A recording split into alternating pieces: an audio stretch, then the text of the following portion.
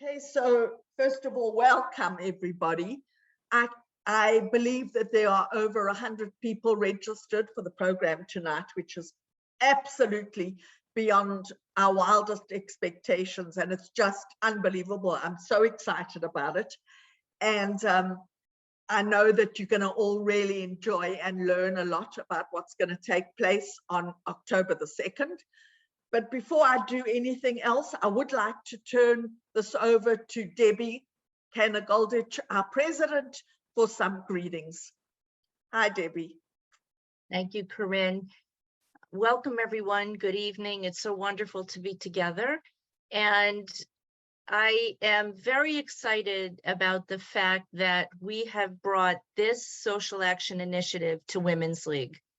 I want to thank Corinne and Lymor, Corinne Hammerschlag, Lymor Wasserman, who serve as our environmental chairs for Women's League, and we thank them for everything that they do regularly throughout the year, and especially to help us be familiar with this program. And I especially want to thank Carol Simon, who brought this initiative of Reverse Tashlich to Women's League. And we want to thank her, and we want to wish her a happy, healthy birthday. Thank you so much, Carol, for all you do to support this initiative and for bringing it to us so that we have the opportunity to fix the world as Torah teaches. And we want to welcome Rabbi Ed Rosenthal, who's going to raise our awareness tonight. And I hope all of you will take this back to your own synagogues and sisterhoods and communities. So on with the show. I'm going to turn it back over to Corinne. Thanks, Debbie, and I'm really honored that you're with us, and we're all going to learn together. So as Debbie told you, I am the Environment Co-Chair for Women's League, and I'm going to give you a little bit of background about how this Reverse Tashlich came about. In our capacity as environmental chairs, we were approached by Rabbi Nina Carden, who with her husband were instrumental in wanting to start an environmental sustainability program. And she established a round table, and the round table consists of representatives of the whole Masorti movement. And we were asked by Women's League to sit on the round table after Nina approached us. So Nina, Lymor and I got involved, and we are very, very excited because, of course, Women's League is way ahead of most of the other groups in terms of the program. And what Nina had foreseen was a program based on the Shemitah year. So this was going to be a 7-year venture, sustainability venture, and we were going to take themes each year and talk about them and learn about them. And my passion being water, those of you who know me do know that, and I convinced Lymor, and we decided that we would start our program off with the first major thing being water. So I then had the pleasure of meeting Rabbi Ed, who introduced us all to this program, and then Carol took over and dealt with the Women's League side of it. So there's a lot to learn, a lot to do. We are so excited, and I'm going to now turn over to Carol to give you a little bit more of the story and how you can be involved. Take it away, Carol. Okay, thank you, Corinne. I really appreciate it. And this evening, it is my honor and my pleasure to introduce our friend, Rabbi Ed Rosenthal, to Women's League for Conservative Judaism. Most recently, Rabbi Ed was the executive director of the Hillels of the Florida Suncoast, which comprises 4 universities in the Tampa Bay area. Rabbi Ed arrived in Tampa from Cornell University, another place that we loved, because he was looking for more of a challenge and he wanted to be near water. So, and a challenge he did find in Tampa. As the director, he, along with the students, created many programs and turned Hillel of the Florida Suncoast into an amazing place. And during his tenure, we have Scooby-Doo now, Reverse Tashlich, and Tikkun Hayom, and they were all created during his tenure. Rabbi Ed has a passion for water, Torah, and the environment, and I think in that order. And it's really exciting because of July 1st of 2022, Rabbi Ed retired from Hillel, and Repair the Sea in Tikkun Hayom officially became a 501c3 nonprofit, all on its own, with its own board and its own vision. And Rabbi Ed is here this evening to share his love of water, Torah, and his passion for Tikkun Hayom with all of us. Ed, it's all yours. Well, thank you. Got it. Thank you, Carol, and a very special happy birthday to you. I can't, your dedication that you're here on your birthday is just overwhelming. I don't know if I would have done it, but that's just me. Anyway, so, I also have to say, thank you so much to the Women's League. I am truly honored to be with you this evening and share with you, as Carol and Corinne said, and Lymor knows, even though she's being quiet over there, I am passionate about water, and I'm passionate about the ocean. I'm passionate about Judaism, and I'm passionate about the Jewish people and the environment. And I consider myself incredibly fortunate that I found myself in a situation where I can combine all of those passions. And so what I want to do this evening is share with you a bit of, just a bit. There are other programs that we can go much more in depth with, but tonight I want to talk to you about why, and if I may, let me see if I can share my screen. So let me see if I can move this. Okay. So I want to speak with you this evening about why the reverse Tashlich. Can everybody see my screen? Yeah. Okay, good. All right. So why the reverse Tashlich? You know, when it comes, we all know that the environment and nature are intrinsically part of Judaism. You know, our holidays revolve around the agricultural cycle, and there are many mitzvot associated with crops and food and all of these various things. And so nature is really intrinsically intertwined with Judaism. But when it comes to the water, it's very different. So, you know, we ask the question, what is water in Judaism? What is it? Well, generally speaking, what we hear most about water in Judaism is water as a medium for purification. So we know about mikvah, we know about tashlich.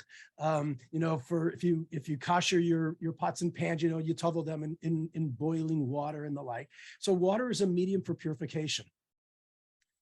What else is it? It's a metaphor. Water is a metaphor for Torah, for Talmud, even for God. You know, we speak about Torah as the metaphor of living water. I mean, there's the famous story of Rabbi Akiva, who said that Jews without Torah is like fish without water, that out of water a fish will die, and without Torah, Jews will die. And we speak about navigating the sea of Talmud. And even God is often referred to in the metaphorical terms of Makor Mayim Chayim, the source of living water. So, you know, so water is viewed as a metaphor. What else is it? It's an agent for miracles. So there's the flood, Noah's flood, the parting of the Red Sea, Miriam's well. There are all these things that water can perform miracles, or it's an agent to bring about miracles. What else is water in our tradition? It's a source of pride in Israel and for all of us Zionists when we talk about Israel's water conservation program. So this is water in Judaism.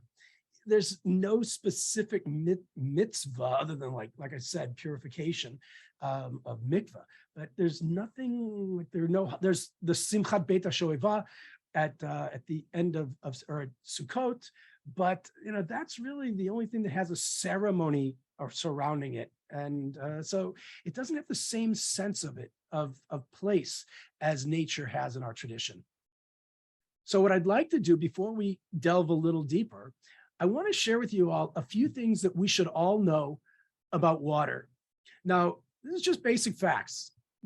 Much of this you maybe learned in high school. Some of it you've learned along the way. Some of it you know, but you don't even know where you learned it. But there's a few things that we all need to know about water before we begin looking deeper. And I realize I keep saying that. It's no pun. I promise I'm not intending to go deeper into the water, but you just can't help. I can't help myself. Anyway, so a few things we should all know about water. Water is the most abundant substance on the planet. Water is the only substance on the planet that occurs naturally in all three states of liquid, gas, and solid. Nothing else does that naturally. Okay, so when we think of water, we usually think of water as liquid, what we drink.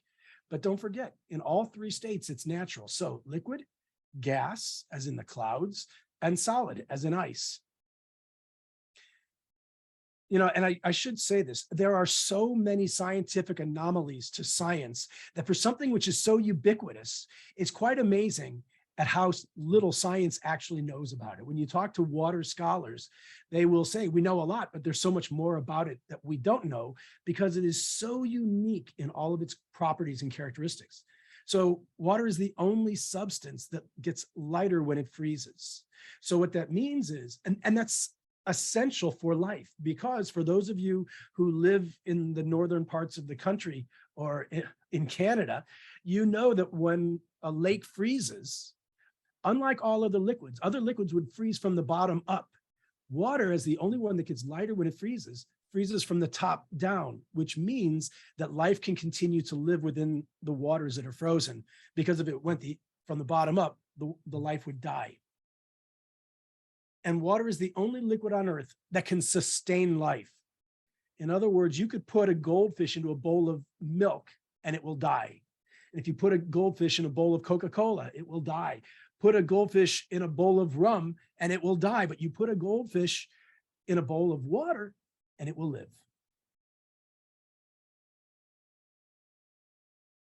And this is the view that most of us see of our planet. When we think of Earth, this is what we see. But I want you to be aware of our planet from a different perspective. 70% of Earth is water. I've heard it said that we should actually be called planet ocean, not planet Earth, because there's far more ocean than there is Earth on the planet Earth. The ocean produces 50 to 85% of the oxygen on Earth. Now, that's actually more than all of the rainforests, trees, and plants on the planet combined. So when people say that the rainforest is the lungs of the planet, it's actually not correct. The lung of the planet is the ocean. In fact, of every 3 breaths that you take, 2 of them come from the ocean. And remember, water exists in all 3 states naturally. The troposphere, which is the lowest level of Earth's atmosphere, where our climate is created, is actually 70% water. It's often referred to as the aerial ocean, A-E-R-E-A-L, the aerial ocean. And something fascinating about water is that water cannot be carbon dated. You know, most physical objects, almost all physical objects, can be dated through carbon dating. And when it gets too old, beyond what carbon dating is able to do, there are other ways that science can determine how old, for example, stone is or and the like. But water cannot be carbon dated. In other words, it has no beginning and it has no end. The amount of water on the planet today is the same amount of water that was present when the Earth was formed. So even though we can pollute the water, when the water evaporates, it gets purified. When it sinks through into the aquifers, through the limestone in the planet, it gets purified. The same amount of water on the planet today is the same amount of water that was here when the Earth was formed. And there's another form of water that we often don't think about. That's biological water. The human body, depending on your age, is 60 to 70% water. The human brain is 80% water. Human blood is 92% water. What that means is that if you weigh 150 pounds, about 100 pounds of you are water. Okay, so that's just a little bit. So first of all, before we go on, any thoughts, questions, comments? Anybody have any thoughts about water you want to share before we move on? Otherwise, I'm just talking at you for a long time. No? There's nothing in the chat, Ed. Nothing in the chat. Not Okay. yet. Okay, that's fine. So let's move on, because it's a very simple fact that no life exists or comes into existence without water. Even conception doesn't take place without water. Every human, every animal, every plant is made up mostly of water. So if it's a living being, it's mostly water. So where does this all fit in with Torah? Well, let's go back to the probably the most famous line in literature ever. Bereshit bara Elokim et hashamayim v'et haaretz. In the beginning, God created the heaven and the earth. And the earth was without form and void, and darkness was upon the face of the deep. And the Spirit of God hovered on the water. Vayomer Elohim yihior vayihior. And God said, let there be light, and there was light. And that's the big penultimate thing. Everybody says, God said, let there be light. Does anybody notice anything in this which is a little interesting in this passage? If you see it, anything, just unmute yourself and speak it out. It's okay. Nothing? It mentions water. God, That the the Spirit water of was God there. hovered on the waters. It says God hovered on the water, and then, yeah, very good. And then it says, and God said, let there be light, and there was light. This is the first time God speaks and creates. So something which is interesting, and it was actually pointed out by Rashi, who was, you probably know, one of our greatest sages from the 11th century. And Rashi commented on the second verse, that second verse being, and the earth was without form, and darkness was upon the face of the deep, and the Spirit of God hovered on the waters. And Rashi said, it teaches us that the sequence of creation as it is written is impossible. If so, if you were to say that scripture indicates the order of creation, he says, Tamei atzmecha, be astounded at yourself, for the water preceded everything, as it is written, and the Spirit of God hovered over the face of the water. And scripture did not yet disclose when the creation of water took place. From this we learn that the water preceded the earth. So let's go back and take a look at that verse for a second.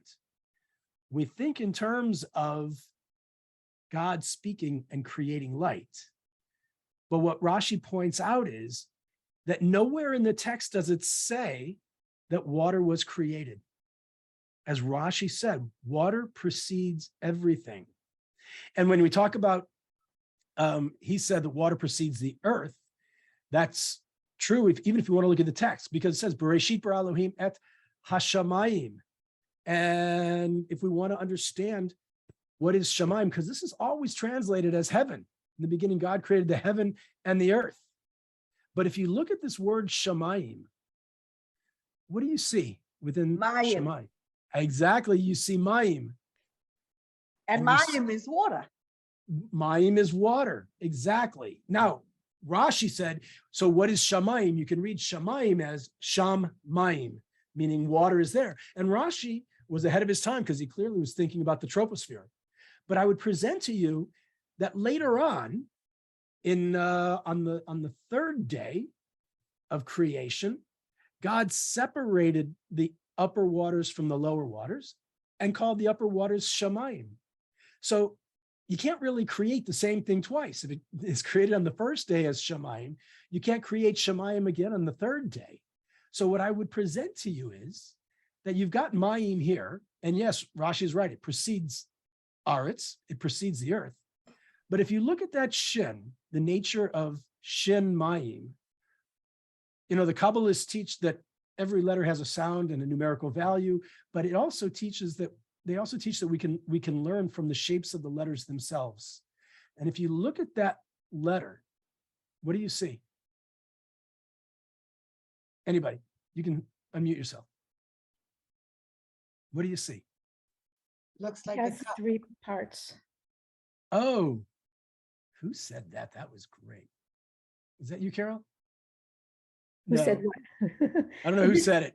This is Myra, Ed. This is Oh, hi, Myra. Myra. Hi. I said the shin has 3 parts. It has 3 arms reaching up. It has, you're so good. 3 arms reaching out. What did we just learn about water?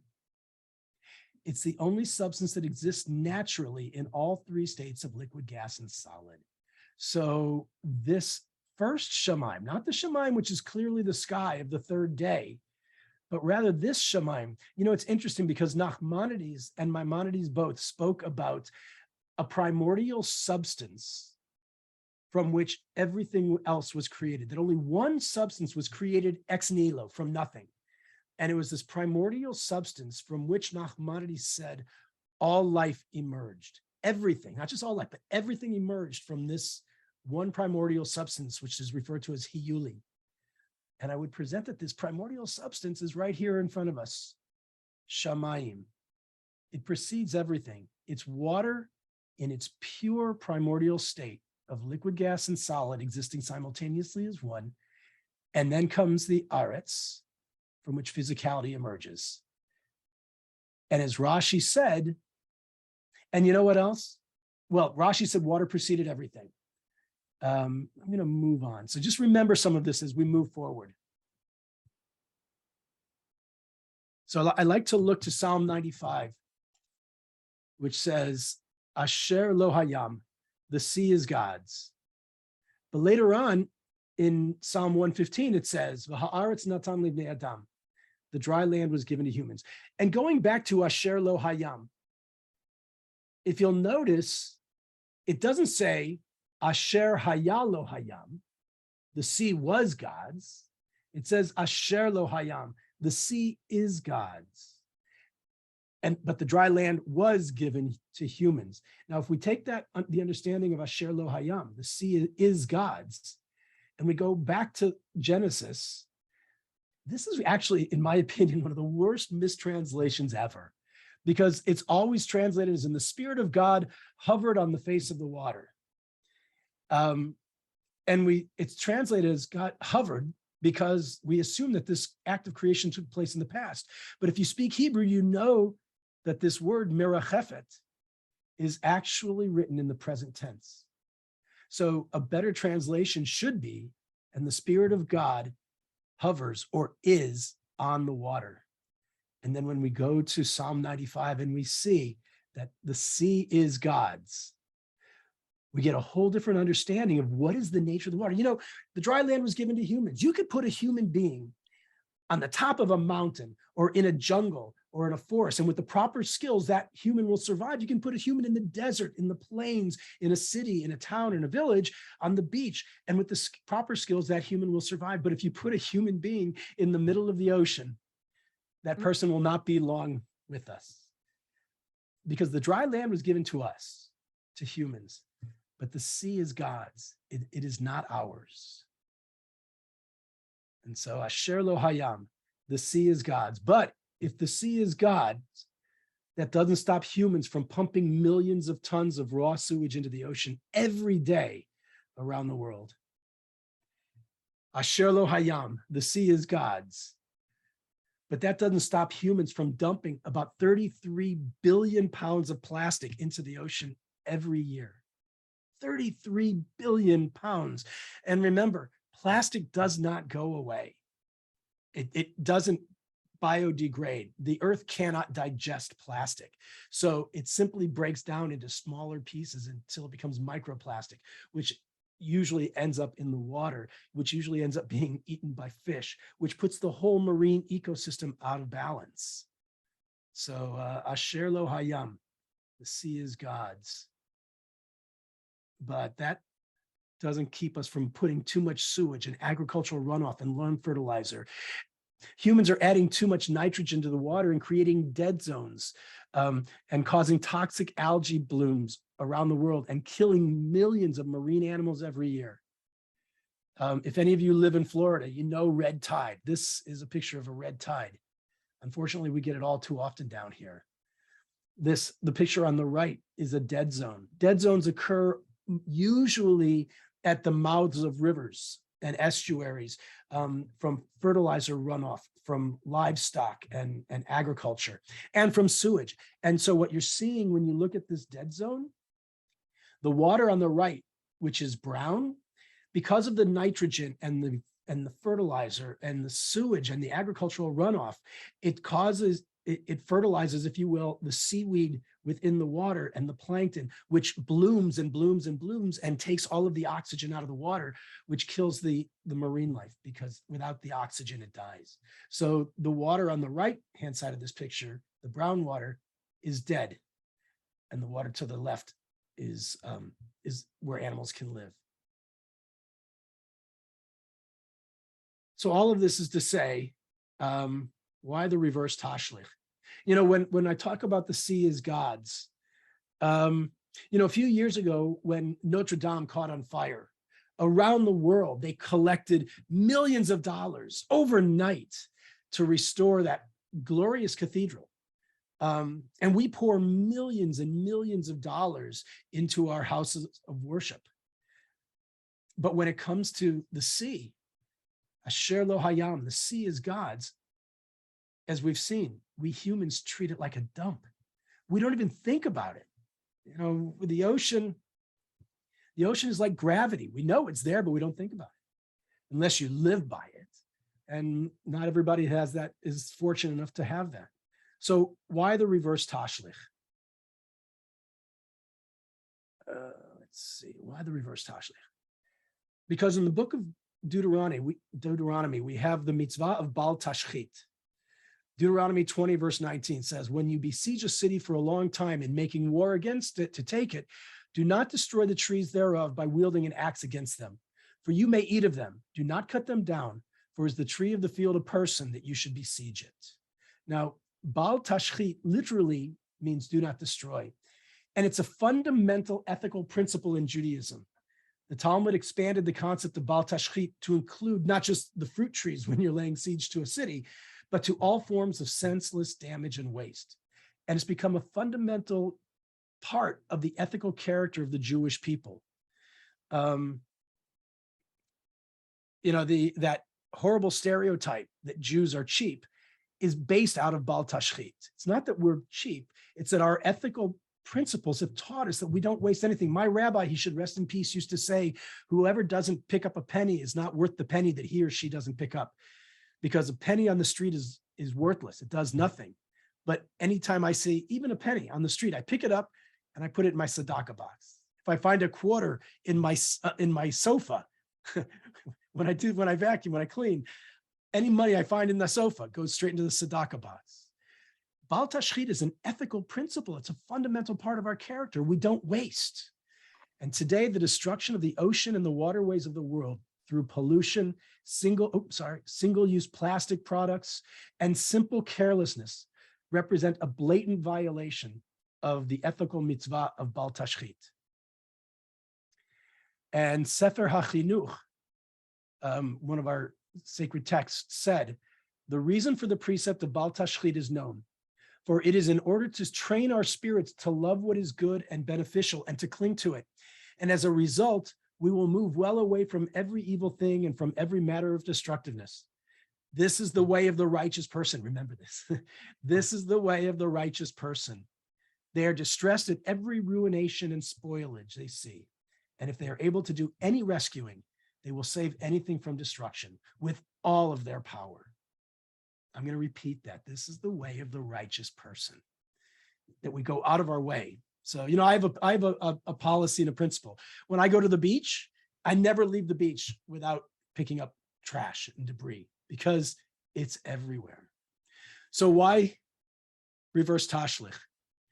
The reason for the reverse Tashlich is to provide an opportunity to fulfill the mitzvah of Bal Tashchit in a way which is profoundly necessary and relevant at this period in time. And so why the reverse Tashlich? Because the ocean, as we know it, is dying. And I shouldn't say the ocean is dying. I should say that humans are killing it. You know, I said before that one of the metaphors for God is Mayim Chaim, the core Mayim Chaim, the source of living life, living water. And Mayim Chaim, that's how it's almost always translated, liquid, living water. But if you speak Hebrew, you also know that grammatically, the word is doesn't exist in the Hebrew language. So another translation of Mayim Chaim could very well be water is life. And again, a simple fact, if the ocean dies, ladies and gentlemen, we all die. Now you might say, well, I don't live near the ocean, so I'm good. Well, yeah, you know what? Remember the words of Kohelet. The words of Kohelet, that all rivers run to the sea. So if you live in Nebraska, all rivers run to the sea. So why the reverse Tashlich? Here's why.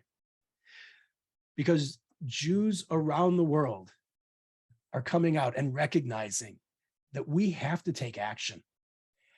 I am unapologetically ethnocentric. I believe that when Jews get involved in any issue, substantive change takes place. And I personally believe that the degradation of the marine environment is the greatest existential threat to our planet.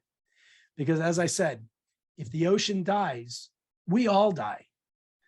Climate change is a serious issue that we're facing.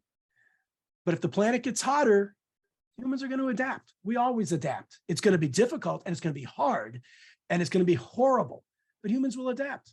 And if the planet gets colder, it's going to be horrible, but humans will adapt because that's what we do. But if the ocean dies, we all die. And I think it needs to be on our agenda. And I believe that when Jews get involved in an issue, substantive change takes place. So why the reverse Tashlich? Because Jewish communities around the world are recognizing this need. And there's so many challenges facing us. I know it. We all know it. There's anti-Semitism, there's Jewish literacy, there's Israel, there's so very much. But if we don't take action to protect the water on the planet, remember, Asher lo hayam, the sea is God's. We can't ignore it. We have to take action to protect it. So this is the reverse Tashlich. So what else can we do? First of all, if your congregation is taking part in the reverse Tashlich, thank you. It means so much because you're going to be sharing with the members of your synagogue how very important this is. Because you're going to go to a waterfront location where you live, and you're going to see with your own eyes what your hands have done to remove the debris which is killing the water. So that's tremendous. If your congregation hasn't joined, go to our website, repairthesea.org, register a team, and take part. We'll send you all the information that you'll need to have a successful reverse Tashlich. But what else can we do? There are other things. I'll ask you the question, does your synagogue utilize single-use plastic cutlery? Now, many synagogues, because of kashrut, do have milchik and fleshik, reusable cutlery. But if you look in the pantries and you really push yourself, I'll bet you'll find that there's also plastic. Well, Tikkun Hayam has created a program. Well, first of all, remember, every year, 3.6 billion single-use plastic forks, knives, and spoons are sold in the US alone. It's estimated that around the world, it's about 40 billion in total. And that never goes away. As I said, plastic is not biodegradable. It simply degrades the marine environment and the terrestrial environment. So if your synagogue uses single-use plastic cutlery, join Tikkun Hayam's Interfaith Environmental Partnership. We've created this program. Initially, we created it just for Hillels when I was working for Hillel. And what this is, the products that we use are made entirely from wood and water, that's all. Meaning that they are completely biodegradable, easily compostable in a backyard compost bin. And some of you may be familiar with the compostable products that are made from potato starch that look like plastic and feel like plastic. Those are good because there's no chemicals in them, but the problem with it is that they don't break down unless it's at a very high level of heat for composting, which usually requires a municipal or commercial composting program, which very few communities outside of California, Oregon, and Washington, very few communities actually have that. So these single-use cutlery that we provide, are very easy. Even if it ends up in a landfill in the trash, it will break down, it will biodegrade without any toxic residue. And so the problem with it is that these are generally about twice the price of single-use plastics that you can get at Costco. So what we did was we went to the company that manufactures them. And as it turns out, the company is owned by a young Jewish guy. I told him my goal was to get every Hillel in North America off single-use plastics, but it was too expensive. What he did was he agreed and he gave us a below wholesale discount to any Hillel that would stop using single-use plastics. And in 2019, before the pandemic and the supply chain debacle, the cost differential with the discount was only about $200 a year for a Hillel that served 100 meals a week. So in the end, and I found a donor who agreed to pay the difference for those Hillels. So in the end, in 2019, we got 53 Hillels to stop using single-use plastic. We gave away, we took 183,000 pieces of single-use plastic out of the marketplace, and we gave away $10,000. Now, since then, the supply chain situation has made the cost differential about $450 a year if your synagogue serves 100 meals a week. Oh, but I went back to the company. And I said, this is great, but why just Hillels? And they've agreed to extend this discount to any Jewish organization, to any synagogue, to any day school, to any JCC, to any federation, and to any Hillel. So if your synagogue is using single-use plastic, here's how you get them off. If you're serving 100 meals a week, and not many are, to my knowledge, the cost differential will only be about $450 a year. But the environmental impact will be tremendous. What else can you do? Oh, I forgot one last thing. It's called the Interfaith Environmental Partnership, because I went back to the company and I said to the guy, this is great, but why just the Jews? I said, what if we could get every faith-based organization, every synagogue, every church, every mosque, every temple to stop using single-use plastics? Imagine the impact that the faith-based community in America could have, or in North America could have, if every house of worship, every faith-based organization got off single-use plastics. It would be tremendous. What else could you do beyond the reverse Tashlich? Well, you can remind your congregation that we live on a blue planet. Remember, 70% of the planet is covered by water. So put Tikkun Hayam Judaica in your congregation's Aron Kodesh and your gift shop. One of our programs is we create Judaica from recycled plastic water bottles. This is the before and after picture. This is what it starts out as, and this is what it ends up with. We make a beautiful mezuzah from we get recycled plastic water bottles and turn it into 3D printing filament. And so we print plastic mezuzot and plastic yads. So get your congregation to make a statement. And I like to say that in the 21st century, with all the problems we're facing, blue is the new silver. So when you open your Aron Kodesh, instead of seeing yet another silver yad, open it and have this beautiful, vibrant blue yad. Everything, even the chain, is plastic. So it makes a statement. A few synagogues have already purchased the yads. And one of the rabbis called me up and said, I can't help myself. Every time I open the Aron Kodesh, I see that blue yad, and I have to remind my congregation all about it and keep telling the story. So have your congregation tell the story that the sea is God's. And you'll notice that we've taken this particular part of the Torah is the Shirat Hayam, the Song of the Sea, to show that water is not just about miracles anymore. It's about so much more than that.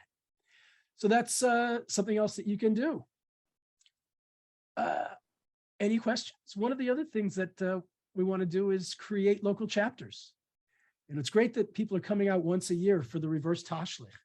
But as I said, there's just so much more that can be done. The Reverse Tashlich shouldn't happen just once a year. What we're hoping to achieve is through Tikkun Hayam and the awareness through the Reverse Tashlich, through the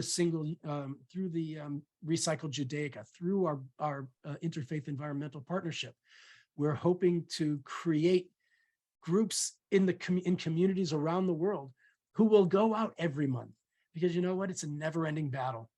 You can clean a location and go back the following week, and it'll look like you weren't even there, because this war against the destruction of the marine environment, it's never ending. Remember, plastic doesn't go away. Every piece of plastic that has ever been created is still here. Now, that's not to say that plastic is not necessary. I mean, look, our phones, our computers, everything has plastic, but it's the single-use plastic, which is everywhere, that's so dangerous and so destructive. So we're trying to raise awareness. Again, when Jews get involved, substantive change takes place. And I guess that's it. I want to make sure I left time. I left time for questions and comments and your thoughts. Any Rabbi, thoughts? may I say something?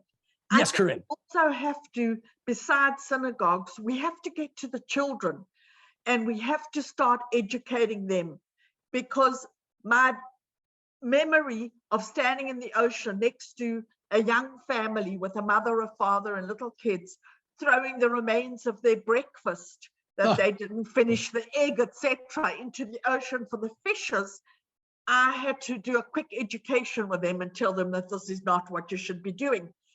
And I think the children have to know it, and maybe the children can teach their parents. But certainly the grassroots are the children, and let's go to the Hebrew schools and the day schools and all those people. And please, plastic shopping bags end up around fishers' necks. And I happen to know that for a fact. Yeah. And it's just awful. We will. If you go to our website, you'll see we actually encourage reusable products. So if you want to buy, we call them reusables. Sorry, it's reusable shopping bags that have tikkun hayam on them. You should be taking. Do not take single-use plastic bags from the grocery stores. It's just so bad. Never use single-use plastic bottles. Buy yourself a reusable, which you can also get at the Tikkun Hayam shop. I've told everybody, I don't want to see you at any meeting with a plastic water bottle. Never. All right, Ed, we have a question. Yes. Okay, so somebody says they reuse their plasticware. Can the cutlery and the plates be washed and reused? From Ventura. No, these are single-use products. Now, mind you, you can purchase reusable bamboo cutlery from Tikkun Hayam, but or you can just put old cutlery that you have in your drawer into a little sack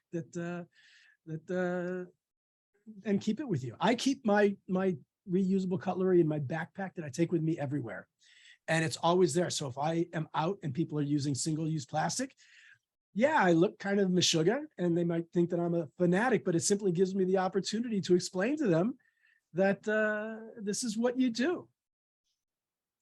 Okay, and somebody said that they love the products. I don't know where Ellen Weiss is, but she's telling you that she loves the products, so that's good to know. Very good. I'm pleased to hear it. Okay. If anybody else wants to put any comments or questions in the chat, or just raise your hand, I'm going to scroll through. So just use, okay, Myra. Thanks. I just have 3 quick comments. One is Tikkun Hayam, but there's also those of us who live by lakes and rivers. And as you said, all the rivers flow to the sea. So let's include us in this as well. Myra, are you in Ithaca? Where are you? You bet. Oh my gosh, I thought that was you. Hi. That's me. That is me. That is I. Hi. Thank you. We've got Kegel Lake. It's a great big lake. Go down to Stewart Park. I'm telling you, I used to go down. It's a beautiful park, and the lake is beautiful. But you know what? Don't look at the lake. Look down, and you will see how much debris is there. It's really it's terrible. Yeah, Ithaca is doing not a bad job on cleanup. And there was also a big push. Reusable plastic bags are banned in New York State for the most part. And but they're still there. I mean, I don't know. There's a big push here also to change plastic takeout containers and to have people be able to use their own reusable containers. There's ways of doing that. If you're interested, I'll try to find the source. Yeah. For that. And you're at an advantage though, Myra, because Ithaca is one of the most progressive towns anywhere. So I mean, so many others could really learn from Ithaca's example. Yeah. The other thing, somebody mentioned the family throwing food into the water, and it brings us back to Tashlich and the whole controversy about, do you really throw bread in the water, or should you just throw little pebbles? Yeah, it's a great question. I tell people to use pebbles. Pebbles if you're at a lake or a river. If you're at the ocean, use shells, because the shells, I get so, it hurts me when I see people picking shells up from the beach and taking them, because one of the problems that's happening with the ocean acidification, the calcium carbonate is being removed from the water, and corals and mollusks aren't able to create their shells.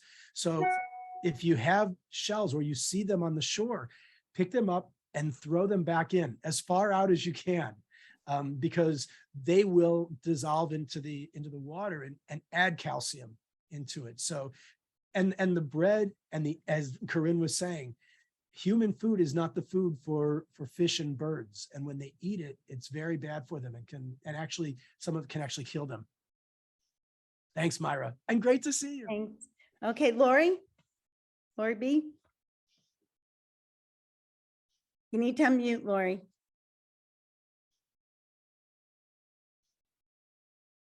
I was thinking as you were talking, many sisterhoods give B'nai mitzvahs a Kiddush cup that really isn't worth much because they can't get them at a good one cheap enough. Sure. They end up getting thrown away. If you could come up with like a bulk price for the yads, or create a Kiddush cup that sisterhoods could give the B'nai mitzvahs, then they could teach about Baal Tashlich. And we actually, our first Kiddush cup is actually just finishing the design and should be off the printer next week. We actually, we just did something last week. There's a church in Clearwater near where we're based in St. Petersburg, Florida. And there's a church that just dedicated, they have the largest private solar project in the state. And they put over 300 solar panels on their church. So I went to the dedication, but I didn't want to go empty-handed. So we actually created our first communion chalice cup for a church, which was beautiful. I mean, it was big. It's like 9 inches tall and big, so they could hold it with both hands. And they flipped. And my staff was talking, we were speaking amongst ourselves and said, we created a chalice. For God's sake, why don't we create a Kiddush cup? So it's in its design, should be finished this week, and the first ones will be off the printer very soon. So we'll put that on the website, and we would love to make that available for sisterhoods. Where can you buy the yad and the yad and the mezuzah, and the Kiddush cup will be up very soon. I will put, if you go to the website, I'll put that in the chat.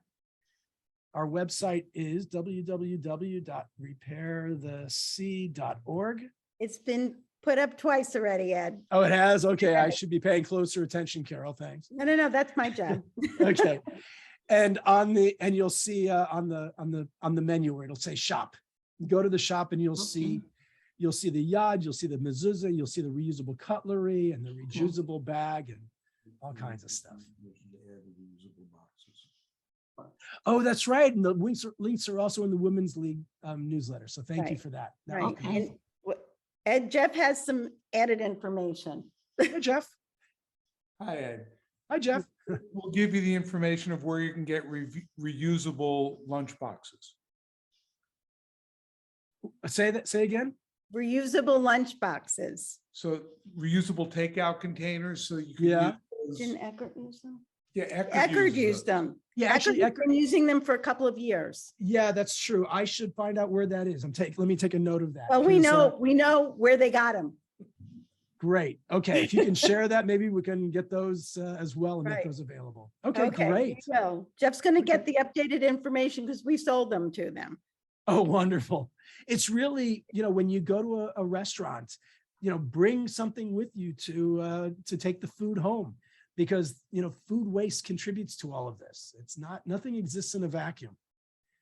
And so if you bring a reusable clamshell of your own, you can bring your leftovers home and it won't be in a single-use product. Was there another question? I didn't see any hands up. Yeah, Lynn, go ahead.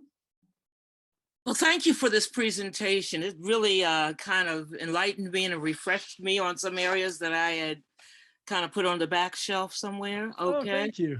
And also for me to educate some family members who are now living very close to the ocean. Mhm. So that was wonderful. But I've always said in my line of practice over the years that water is the first medicine. So Oh, frequently people forget to drink water, and especially our older populations, we just don't want to go pee. So we Yeah. don't drink the water, and yet water is the first medicine for us to keep us well. So in your whatever, you might want to add that, the importance of water. You're To so our correct, body. Jerry Lynn. You're so Okay. correct. I'm We all sorry. I do it, should have. so I didn't mean Yeah. to embarrass anybody by saying No, no, not a bit. we all do it. Okay. And water is so essential in so many ways. So thank you Yeah. very much for No, that. thank you for bringing that up. And I should have added other things that you can do that you don't even think about. Don't leave your faucet running when you're brushing your teeth. You know, when you're washing your hands, get them wet, turn off the water, lather it up, do the whole 20 seconds, sing happy birthday to you, and then turn the water back on. It's, you know, we think of water as this endless horn of plenty. But again, I didn't say this in the presentation. 97% of the water on the planet is in the ocean. 2% is frozen in icebergs and the polar ice caps. Only 1% of the water on the planet is fresh water. Think about that. We expect water 24 hours a day, 7 days a week. We turn on the spigot anytime and the water is there. But it's not that easy. It's not. So every drop should be protected and every drop should be preserved. So be cognizant. Don't leave the water running when you're brushing your teeth. Don't want, if you haven't filled up a dishwasher, don't run your dishwasher. You know, wait until the dishwasher is full before you do that. Somebody just came to me the other day and said, you know, you should tell people that when they're heating up the water in the bath or the shower, they should collect the water so it doesn't just go down the drain. They can use it to water their gardens. I said, yeah, okay. I'm not a fanatic at anything, but if that's something you want to do, think about it. You know, some people are doing it. Point being, it's all about raising our consciousness and being conscious of what we do and the impact that our actions have. Okay, one more comment, Ed, and then I'm going to Yep. turn it over to Lymor. So there were two comments the same, asking that if a sisterhood for their Judaica shop would like to buy the yads in bulk or any of the items in bulk, something for you all to think of, you know, that we have some kind of arrangement for the sisterhood. We do have a discount for synagogues if they want to have, if they want to put our yad or our mezuzah in their gift shops. We have a discount for them. The mezuzah is $26 on the website and the yad is $36. And I think what we do is if a synagogue puts them in their gift shop, because we want you guys to make some money as well. I mean, it's, you know, we don't make much off of any of this because the reality is we're not really in this to make money. We're in it to make a difference. And so, although, sorry, I don't mean to put that. I mean, we need to make some money. Yeah. Carol's on our board of directors, so we need to bring in the money, but we're not making a fortune off this. So if the mezuzah is $26, you know, we'll give it to you for 18, and hopefully you can make a few bucks. And the yad is 36, and we'll give it to you for 26, and you make a few bucks off of it. So it's really, yeah. So we'll do that happily because we want the sisterhoods and the synagogues to make some money. All right, thanks, Ed. And I'm going to turn it over to Lymor. Thank you all for being here and for letting me join you. Thank you. Rabbi Ed, we're so honored to have you. I think that you have such a great approach to teaching Torah, and it is really, I'm so excited every time we learn from you. And even though, you know, sometimes you learn the same thing, we learn something new every single time, which is amazing. I wanted to make a comment about what you said about people collecting water. I did stay, I want to say this was like 10 years ago at a friend's house, a friend of a friend in California was putting us up for Shabbat. And he had buckets in the shower. And he said, leave the buckets in the shower. We use them to flush the toilet. So the water that runs off your body can be used to, instead of flushing the toilet and using an entire bowl of water, right? If you have liquid waste in the toilet, you can use the bucket. And we thought, my kids, were younger at the time. They thought it was the funniest thing, but we did it. And we were like, amazing. Yeah. In Southern California, they were having a drought. I mean, they're still having a drought, but so anyway. Yeah. That's great. I hadn't even thought about that. That's a wonderful idea. Yeah. So it's not as gross as it seems.